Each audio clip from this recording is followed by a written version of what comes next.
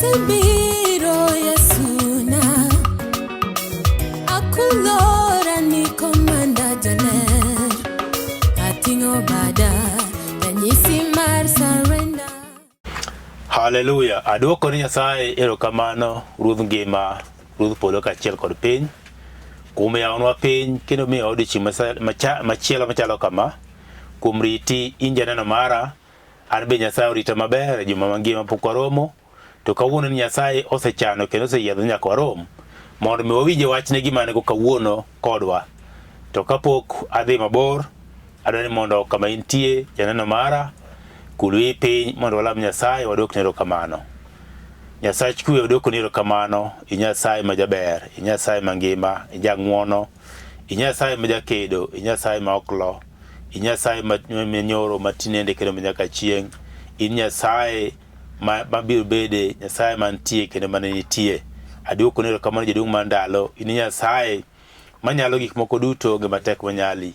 Dhano to nyalo rem, Nyasach kwe in to kirem, iber mosiko manyaka chieng'. Alamo ne janeno mara kuom rite Nyasaye kendo igwedhe, timne maber e kit ngimane seche machalo kamagi.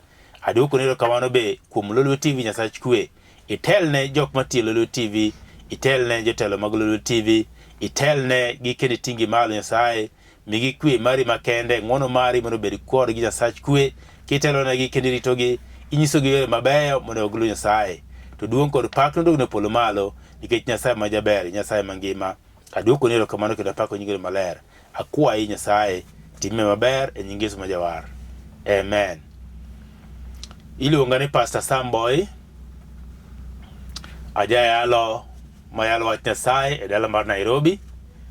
Kanisa iluongo ni Cathedral of Praise, to antie kamoni Kangundo Road. Koro iluongo ni Kangundo Road Worship Center. Kangundo Road itie Nairobi Eastlands. Kanisa nitie kamoni Winjuru. Kiluwo Kangundo Road kia Outer Ring Road, tichopo kamoni Winjuru kisekalo Kayole Junction. Kanyo nitie petrol miluongo ni Ola Petrol Energy kata petrol station. Toge kanya mwantie nitie barabara mar Maramba riko ka Cham kia town. Kanya mibedo njogo mita manok tu kwa petrol kanyo mwantie. Nyasaye ber seche duto, waseneno kotim maber kendo e Nyasaye mangima. Awacho kendo ni iluonga ni Pastor Sam Boyi. Adwani mondo asom wach Nyasaye e buk mar Jeremia 7. Wadhi chake matindo 1 nyaka 11. Owacho kama: wach manobiro ne Jeremia moa kuom Jehova niya, chungi e dhoranga od Jehova kendo iland kanyo wachni kiwacho, winjuru wach Jehova un duto mag Yuda madonjo e dhorange magi mondo ulam Jehova. Jehova mar ogendini mag lweny Nyasach Israel owacho kama: losuru yoreu gi timu kendo anamiu dak ka.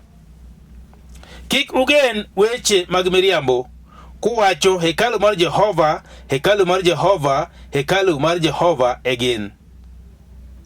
Nimar kuloso yoreu gi timu adier chutho, kupogo kare e kind ng'ato gowadgi, ka ok uthago ng'a mawendo kata nyithi kiye kata chiliel kata chwero remo ma onge gi bura karkani, kata luwo nyiseche moko madikethu. Eka enamiu udak ka e piny manamiyo ukwereu chon, obedi piny nyaka chieng'. Neuru ugen weche mag miriambo. Neuru ugen weche mag miriambo ma ok nyal konyou. Koso udwaro kwelo, gi nek, gi terruok, gi kwong'ruok mar miriambo, gi wang'o ubani ni Baal, kod wuotho bang' nyiseche moko mane ok ung'eyo. Aparo wacho kama: udwaro biro e odni moluong gi nyinga, kuchungu e nyima kuwacho, osegolwa e chandruok, mondo utim wechegi duto mokwer. Odni luong nyinga osedokonu od jokuokoso.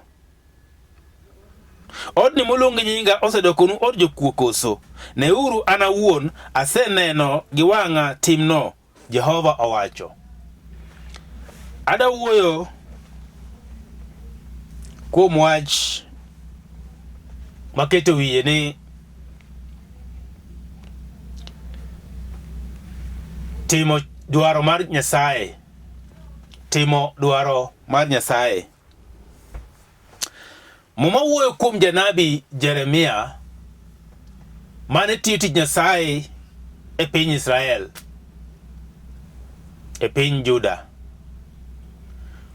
Nyasaye ne jawuoyo kod Jeremia mana kaka nowuoyo ga kod jonabi mamoko. To nokone Jeremia kowuoyo kuom ode, hekalu mare mar Nyasaye. Nyasaye en Nyasaye mangima. O Nyasaye man kod teko. O Nyasaye maneno. O Nyasaye mawinjo. To Nyasaye matimo. Nyasaye oken bas dhano. Nikech dhano ne mochweyo. Nyasaye osebedo kuom higni gi higni ma ok wang'eyo ni en higni marom nade. Nikech ang'e Nyasaye nobedo kata kapok ochweyo piny gi polo to ne entie. Miyo Nyasaye ka wuoyo to wacho gimong'eyo. To kowuoyo to wacho gimong'eyo ni kata dhano wuon komiyo to nyalo timo. Nyasaye ong'eyo ni nitie gima dhano nyalo timo. To Nyasaye ong'eyo ni nitie paro ma dhano nyalo bedo go mopogore. Miyo Nyasaye nyalo wuoyo kod jogene, jotich mage. Onyalo wuoyo kod jonabi mage. Onyalo wuoyo kata piny masani gi joyalo mayalo wachne. Onyalo wuoyo kata kod pastors matiyo tich Nyasaye. Onyalo wuoyo kod bishobe bende. Nikech en Nyasaye ok olokre mowacho kamano. En Nyasaye ma gik manotimo kapod onyalo timo kata kawuono. O Nyasaye mangima. O Nyasaye matimo maber. O Nyasaye mohero dhano. Ohero jogene. Miyo sama Nyasaye wuoyo, dhano nyalo kawo weche Nyasaye gi kiawa. Dhano nyalo neno ka gima Nyasaye wacho ok oromo kode. Dhano nyalo pingo kaka dhano. To ok ong'eyo ni Nyasaye mopingo no, kata Nyasaye mopingo no, Nyasaye mochweye kendo omiyo wachno. Miyo mowacho ni weche mosomo momaka giduto ok ginikal. Weche mosomo momaka giduto ok ginikal. Weche ma Nyasaye osewacho gin weche ma ok nokal. Mowacho Zaburi ni weche mag Nyasaye ogurore polo malo nyaka chieng'. Miyo mamano kani otigo wach Nyasaye to weche Nyasaye go ogurore polo malo. Omiyo Yesu nowacho chieng' moro ni duto biro kalo, mag piny biro kalo, gimoro biro kalo, to wachna mowacho tok nokal biro siko nyaka chieng'. Miyo Nyasaye ne wuoyo kod jogene. Owuotho kod nyithind Israel e thim. Owuotho kodgi konyogi e piny twech Misri. Owuotho kodgi kokalo kodgi Nam Makwar. Owuotho kodgi kokalo kodgi nyaka aora Jordan. Nyasaye ne wuotho kodgi mochopo nyaka kodgi e piny manosingonegi. Moterogi mokonegi ni koro daguru ka, asemiyou piny. To nochopo nyaka kama koro jok mane Nyasaye owuoyogo, mano neno gik madongo mane Nyasaye timo, nyaka gigogo mabeyo mane Nyasaye timo, nyaka duong' mar Nyasaye kane gisetho. To joma tindo mane ok oneno duong' mar Nyasaye diere ka, ne wigi chako wil kod Nyasaye. Mane kaka sara neno jende mang'eny osechako balo wigi wil kod Nyasaye. Gikia kuma Nyasaye oaye kata gi jonyuolgi, kata kuma Nyasaye gik ma Nyasaye osebedo ka timo e higni mokalo ka, ok ging'eyo. Miyo Nyasaye nowuoyo kod Jeremia mokone niya, dhi ichung' e dhorangach. Dhi ichung' e dhorangach mar hekalu. Nikech dhorangach e kama ji kalo kadonjo hekalu. Nikech hekalu en kanisa kama ji lame Nyasaye. To Nyasaye ong'eyo jok malame gadiera, to Nyasaye ong'eyo jok ma ok lame gadiera. Nyaka jotichne matiyo ni Nyasaye ong'eyo, nyaka jotichne matine gadiera, to nyaka jotichne ma ok tine gadiera be ong'eyo. miyo ng'ato nyalo ndhodhore gi Nyasaye kowacho ni atiyo ni Nyasaye, to Nyasaye ng'iye to wacho ni ma opoklo ok otina. Nikech Nyasaye ong'eyo jogo ma jogene. Nyasaye ong'eyo ng'ata ng'ata mawuotho kode gadiera. Miyo jok madhi od Nyasaye, Nyasaye ong'eyo jok madhi lame gadiera, to ong'eyo nyaka jok madhi adhiya nikech en chieng' odira, chieng' dhi e kanisa. Miyo Nyasaye nokone janabi Jeremia, dhi ichung' e dhorangach. To sama isechung' e dhorangach mar hekalu, ji biro kadonjo kendo gikalo, gidonjo e hekalu, gidhi lemo. To ji biro kod wechegi giwegi ma an awuon ok amiyogi, weche ma an awuon ok apuodho. To gibiro wuoyo ka giwacho ni od Nyasaye, od Jehova, ma hekalu mar Jehova. Ging'eyo very well ni mano hekalu mar Jehova. To kuom adieri en hekalu mar Jehova. To gik ma gidhi timo e hekalu mar Jehova ne ok gik ma Nyasaye dwaro mondo gidhi gitim. Gitimo timbegi giwegi e od Nyasaye. Gikawo gigi ma giwegi ma gihero, gik ma chunygi dwaro ema gidhi gitimo e od Nyasaye, to ok gik ma Nyasaye dwaro mondo gitim. En tieng' manosebalo, tieng' manosekalo, obalo morie kumoro nono, ok ging'eyo gima Nyasaye dwaro mondo gitim. Gibalo kod Nyasaye Jehova margi, to wacho ni an Jehova mar ogendini. Nyasaye ok nyal chuno ng'ato gi tichne. Nyasaye ok nyal chuno ng'ato gi lame. Nyasaye ok en Nyasaye ma chuno ji, nikech ong'eyo ni ng'ani tan machweyo, to ka nasekone mondo mi olama, aneno lama. Dhano ochopo kama gidwaro Nyasaye koro chungi gima Nyasaye dong gitim. Nyasaye onge gi haja mar chuno dhano. Nyasaye onge gi haja mar chuno ng'ato gi gima ng'ato tim. Nyasaye odich kod ng'at matimo gima odwaro. Nyasaye odich kod ng'at matimo gima ohero, gima Nyasaye ohero. Miyo mwacho niya, ni wach nobiro ni Jeremia moa kuom Jehova niya, chunge dhorangach od Jehova. Nyasaye osuru jatichne mondo ochung' e dhorangach e ode, nikech nitie wach ma Nyasaye dwaro mondo wach kod jogene. Nitie wach ma Nyasaye dwaro mondo wach ne ji. Sama idhi od Nyasaye, midhi lamo Nyasaye, idhi timo ang'o e od Nyasaye? Nitie weche monego ibed kiparo kendi wuon e chunyi maiye sama iwuok e odi kidhi e od Nyasaye, ni to ang'o matera e od Nyasaye, tadhi timo ang'o? Ka kamano to Nyasaye biro oro wachne kuomi. To biro oro wachne kuomi, to biro nyisi gima dhi timore kuomi. Dhi chung' e dhorangach, e dhoranga oda, kama ji kale kadonjo, to wacho niya, kendo iland kanyo wachni kiwacho, winjuru wach Jehova, un duto mag jo-Juda madonjo e dhorange magi mondo ulam Jehova. Mati Nyasaye kaluwore adieri, to wach Nyasaye onego yude od Nyasaye. To Nyasaye noseneno ni kare ode kacha ok oromo mondo mi janabi ne odhi odonje iye kalando wachne, nikech joma dhi kucho ok dhi manyo Nyasaye. Koro Nyasaye oromo korgi e dhorangach. Dhi chung' e dhorangach mondo nyisgi wachna. Dhi chung' e dhorangach mondo nyisgi gima dwaro mondo ging'e. Kata obedo kamano ni gidhi e oda, to nitie wach mana mondo giwinji. Gin ji adi kata piny masama wantieni madhi od Nyasaye tok lamo Nyasaye onge chunygi maiye? Gin ji adi madhi lamo Nyasaye to weche ema gigangorego mapek? Gin ji adi manyalo utegi ni gidhi od Nyasaye to kare en gi wachne moro ma iye ma ok ofwenyore? To Nyasaye owuon modak e pande polo malo to fweny nyaka gik masiri mantie chuny dhano, nyaka gik ma iye ma ng'ato ang'ato ok nyal ng'eyo. Nyasaye to ng'eyo. Miyo noseneno ka entie polo malo, moneno ni kare oda osenywandore, oda ok ber, oda nitie kod anjawo, oda nitie kod weche mathoth, oda ni osekethore, dhano ok bi e oda ni mondo mi olama. Nyasaye ok odewo wang' ng'ato. Nyasaye ohero ji te, to ng'ama timo gimodwaro mane ng'at ma Nyasaye odich godo. To ng'at matimo gima Nyasaye ok dwaro, Nyasaye biro oro ni jatichne mondo mi wuo kodi. To kata ok ibiro bedo matek, to Nyasaye owuon biro kawo tuo mare owuon kaka Nyasaye. Ng'e ni en mondo chweyi, mano nyaka ng'e mokwongo. Ni ko onge to imbi onge. To nikech entie koro intie. To mi nyaka ndalo e piny ka, to bende ng'e niya, ni ndalo ma Nyasaye omiyi biro rumo. nikech gimoro mane gi expiry date mare kata marino bende biro rumo kiki pane biro bedo e hali ma intiere nyaka chieng' miyo pare Nyasaye sama pod ngima, pare Nyasaye sama intie, pare Nyasaye kaachiel kod wachne, pare Nyasaye mondo mi duok kuome. Adwoko ne Nyasach kwero kamano. Owacho kama: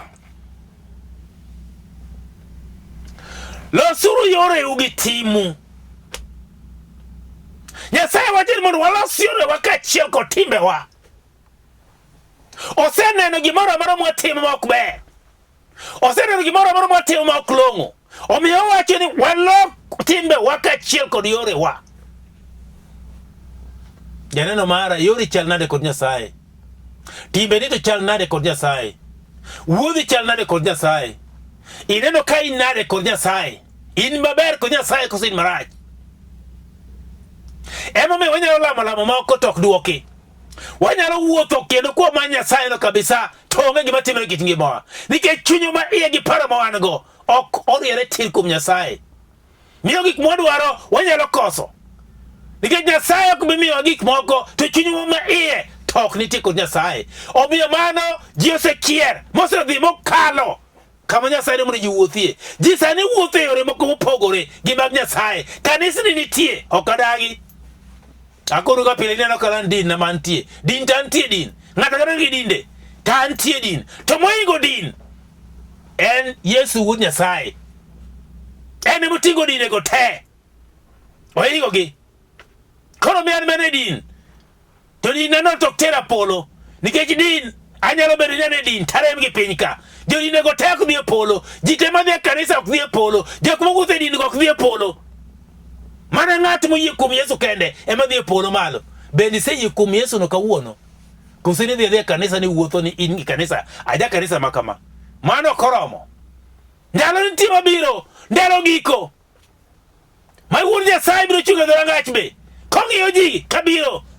To biro koro adier ma to wuoda. Adier ma to nyara. Adier ma to jatichna. Tibiro mana yudo pok kalure gi tich mitimo sani. Ok gimitimo kiny. Mana mitimo sani. Nikech kata ng'ama ondiki machamo mshahara mondike tich. Ichule mana kolore gi tich motiyo. To sama weyo tich matich norumo, onge mshahara ma yudo kata achiel. Sama retire, onge mshahara ma yudo kata achiel. Kati jo yembe, onge mshahara ma yudo kata achiel. Kati jo kethre, kata kambi gore piny, onge mshahara. Miyo sami tini Nyasaye en sani. Tema Nyasaye odije kodi. Emo dwaro ni mondo mi itine kidi wuotho kode maber. Omiyo ni yore ni nyaki loki. Timbe ni nyaki loki. Yore ni gin mage. Ang'o misebedo kiwuothe. Bi wuothe makare gi Nyasaye. Timbe ni gin timbe machal nade kidhi od Nyasaye. Mama wacho kama: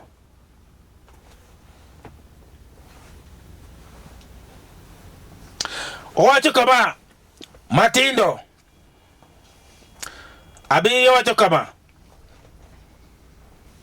wasoma boro. Neuru ugen weche mag miriambo. Neuru ugen weche mag miriambo ma ok nyal konyou.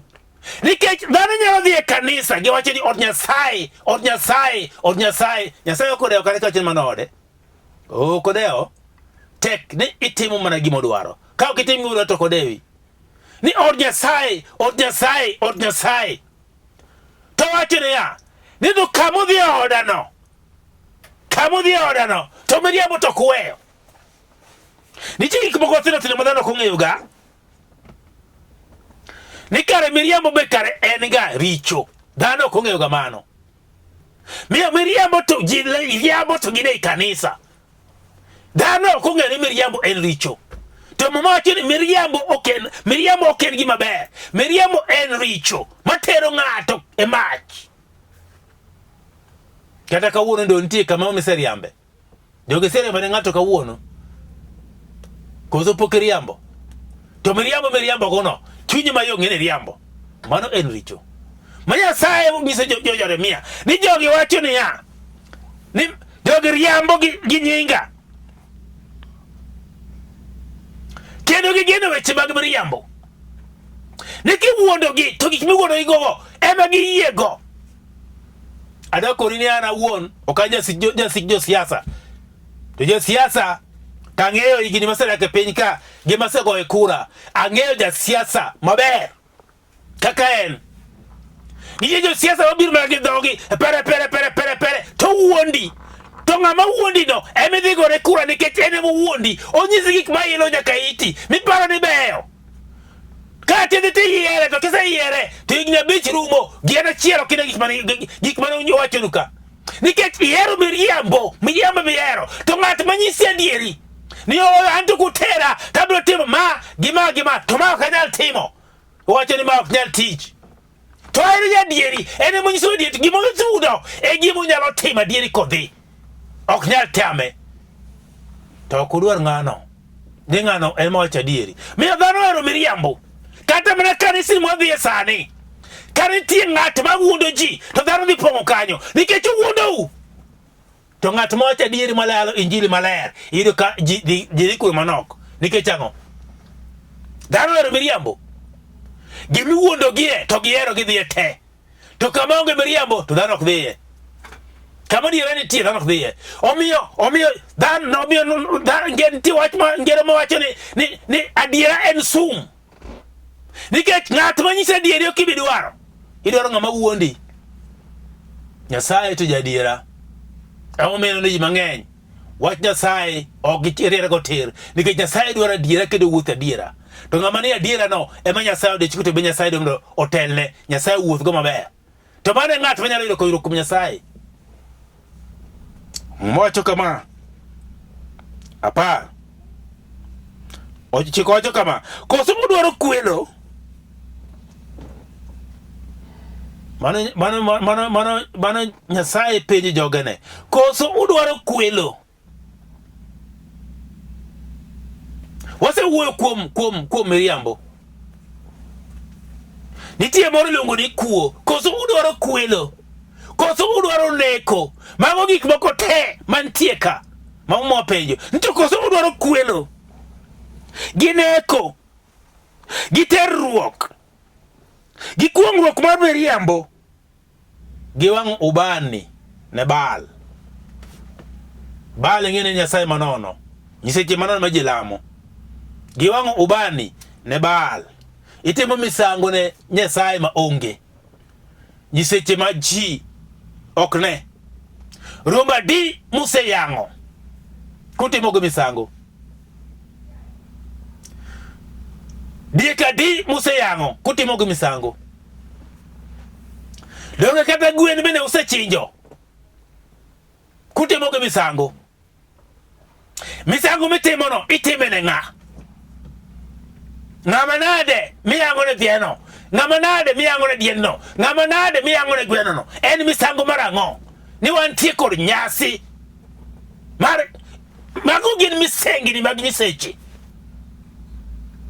Mage wang'o ubani mama wacho. Owacho niya. Ni to gik ma ji ohero gin gik machalo kaka nek. Gik machalo kaka kuo. To jomoko kwalo to kinte ne kanisa. Kendo tingo bade malo. Sama ji wero maler en be owaro maler. To lwete to gangore. Gige kuo. Otingore mapek. Remo mar ng'ato manotho kamoro ywakne. Mama wacho niya. Ito gi terruok. Terruok mar chode bende gangore kuome. Nyalo bedo ne achiel kuom gigi ema en go. Nyalo bedo achiel kuom gigi ema in go. Terruok. Mago gik duto te ma Nyasaye okwedo. Ni ok owinjore mondo tim e od Nyasaye. Aparo na somo wach Nyasaye. Aparo na soro gima Jeremia nonyiso nyithind Israel ma ok onego timre od Nyasaye. Ukuong'ori kod miriambo, kuong'ruok. Ni moko wach Nyasaye achiel. Nyasaye mana machiel. Na neno. Edha nena dieri. Ukuong'ori yochi mag miriambo. Mondo mi nyawadgi cha. Odonje makosa. Kata kimake to make kata kitwe to twe. Nikech ok odware. Okuong'ore go. Neno kotima dieri. Aneno kokawo gino. To kare onge. Imano nyawadu makosa. Kuong'ruok mag miriambo. kod wuotho bang' seche moko ma ok ung'eyo.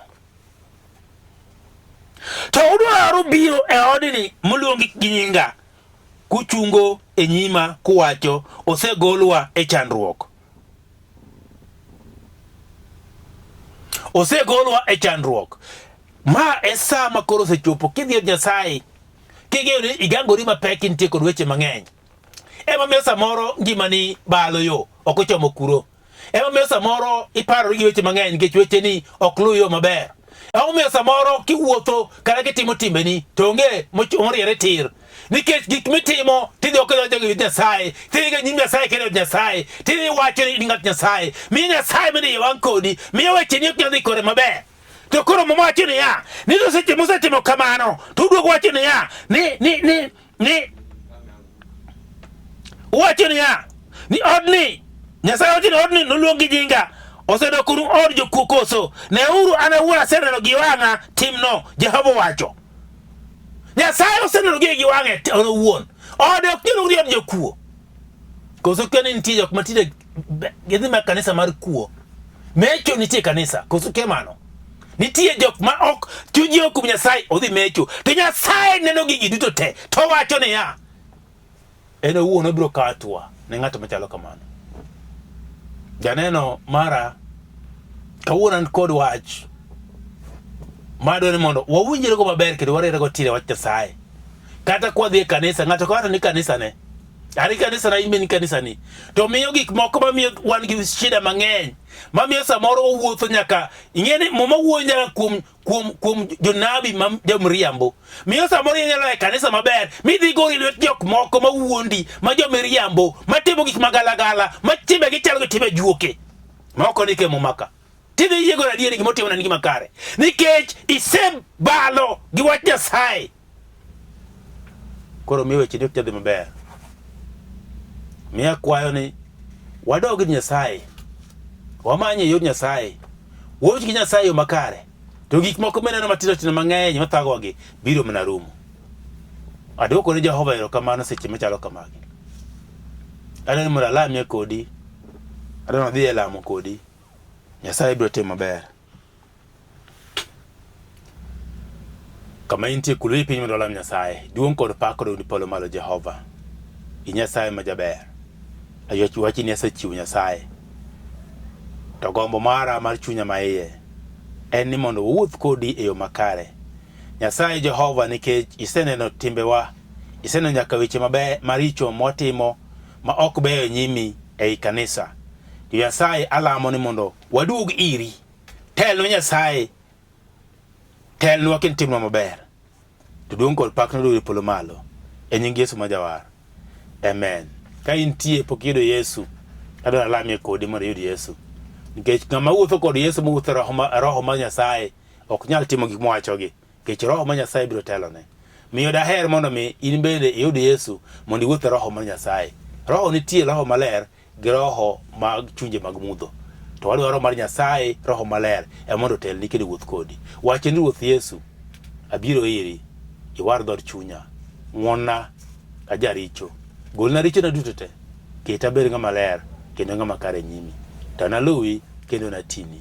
Ndik nyinga e kitabu mar ngima, to gol nyinga e kitabu mar tho. Duong' kod pak kod unu polo malo e nying Yesu ma jawar. Amen. Namba 0722 944 623. Kata 0731 495 873. Gine screen ka. Ngiyenge maber. Ndika piny. Go simu, walam Nyasaye. Nyasaye biro timo maber. Ng'wono, shalom. Amen. Asebiro Yesu.